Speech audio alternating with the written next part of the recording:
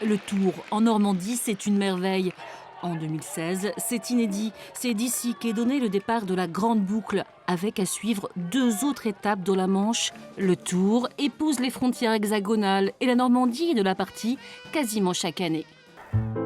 Dans les années 20, c'est le temps des pionniers, avec cette histoire devenue légende.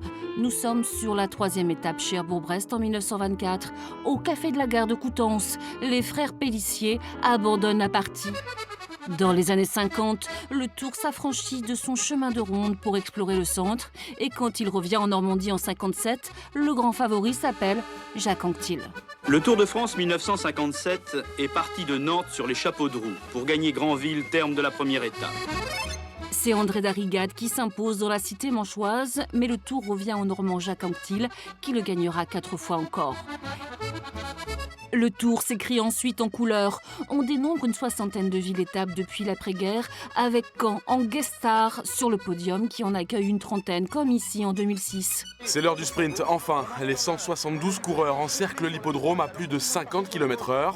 La Manche sera aussi le terrain d'abandon de grands champions. Fignon en 1990 et le triple maillot jaune, Greg LeMond qui pose pied à terre en 94 au Loges Marchis.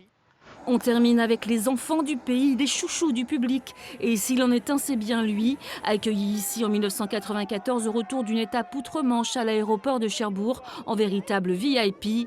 Thierry Marie, le Normand baroudeur depuis 1991. Il est entré dans l'histoire du Tour avec une échappée en solitaire mythique de 234 km entre Arras et Le Havre. Une performance qui lui fait alors réaliser son rêve, traverser la Normandie en jaune.